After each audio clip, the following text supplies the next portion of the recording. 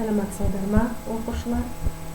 Мен Түркістан қаласы Ататүрік атындағы нөмір 17-ші мектеп гимназиясының қазақ тілі мен әдебиеті пәнінің мұғалімі Субабекова Рамо Әлиқызы.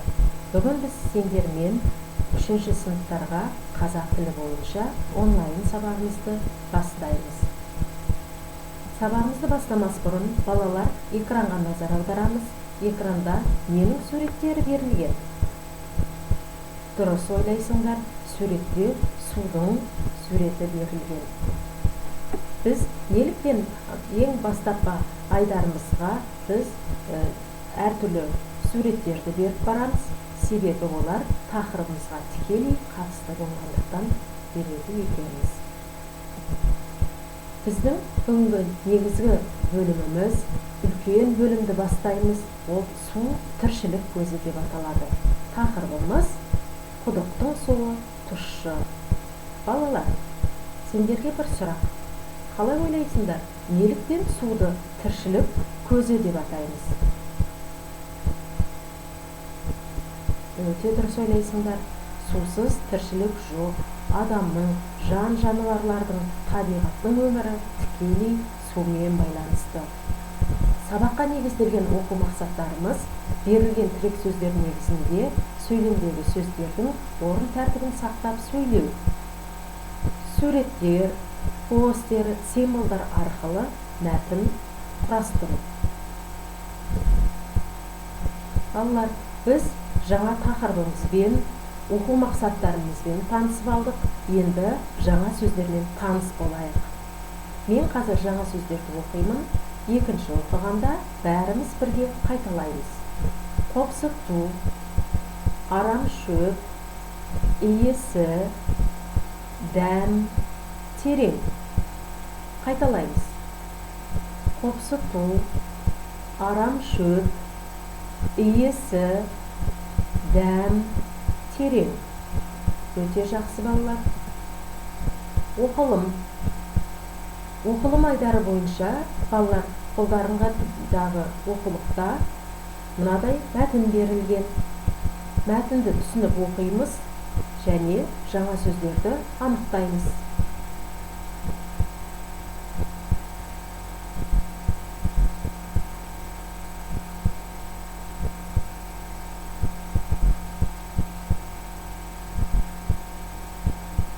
Жарайсыңдар. Мәтінді оқып болған шығарсыңдар деп ойлаймын. Себебі 3-ші сынып оқушылары жылдам оқуға дағдыланған оқушылар. Балалар, мәтінді оқып болсаңдар, сендерге сұрақ. Мәтін не жайлы? Дұрыс айтасыңдар. Мәтін бақша, бақшада өскен ағаштар және құдық туралы екен. Ал енді мәтінімізде өздеріңе таныс қандай жаңа сөздерді кездестірдіңдер? Жарайсыңдар. Яғни ол жаңа сөздеріміз қопсыту, арам шөп, құдық, тұщы деген жаңа сөздеріміз кездесті. Өте жақсы. Келесі. Айтылым. Бұл тапсырмаға балалар экранда сурет берілген. Құдықтың суреті және бақшада жер қопсытып жүрген балалардың суреті. Осы суреттерді қайталанып, кемі 5 сөйлемнен құралған біз шағын мәтін құрастырамыз.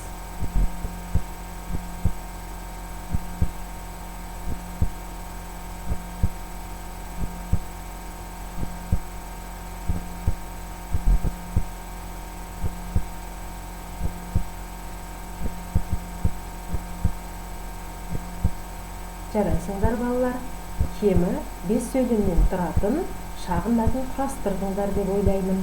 Енді осы құрастырған мәтіндеріңді жақсылап оқып, аудио арқылы маған жолдауларыңды сұраймын. Жазылым. Балалар, қолымыздағы оқулықта 3-ші тапсырмаға мынадай тапсырма берілген. Көп нүктенің орнына қажетті сөздерді қойып жазамыз. Ол қажетті сөздеріміз мыналар.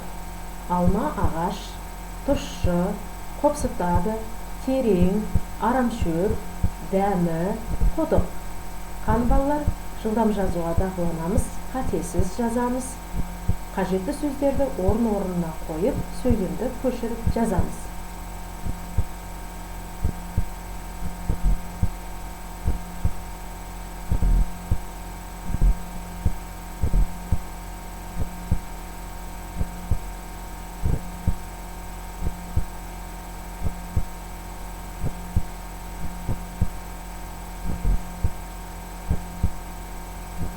Үшінші тапсырманы жазып болған болсақ, балалар, өз қателігімізді тексереміз. Мен қажетті сөздерді орын-орнына қойып, сөйлемдерді оқып шығамын, қателіктерімізді түзетіп аламыз. Бақшада алма ағашы өседі. Әкем жерді қопсытады. Біз арамшөп жұламыз. Бақшада құдық бар. Құдық терең. Құдықтың суы тұщы. Судың дәмі жоқ. Жарайсыңдар. Қатесіз, дұрыс жазған деп ойлаймын сендерді. Ал егер кейбіреулеріңде сөздердің орны ауысып кеткен болса, келесі жолы мұқият орындауға әрекет жасаймыз. Балалар, біз жаңа тақырып бойынша көптеген мәселелерді қамтыдық. Балалар, біз сабақ барысында жаңа тақырыптан соң рефлексия жасаймыз. Яғни сендердің тақырыпты түсінгендеріңді, түсінбей қалған тұстарыңды, толық түсінген тұстарыңды аңғару үшін біз бағдаршам әдісін қолданамыз. Осы әдіс арқылы сендер де түрлі түсті бағдаршам арқылы жаңа тақырыпты қалай меңгергендіктеріңді көрсетулеріңе болады. Кел жаттайық. Көктем келді, көшет ектім. Суда құйдым, жайнап өссін. Жазда салқын, самал ессін. Күзде жейтін, жеміс берсін. Балалар, үй тапсырмасын жазып аламыз. Оқулықтағы 77-ші бет 5-ші тапсырманы орындап, фотоға түсіріп, WhatsApp арқылы жолдаймыз. Сондай-ақ кел жаттайық деген айдардағы өлең жолын жаттап, видеоға әдемілеп түсіріп, оны да WhatsApp желісі арқылы жолдаймыз.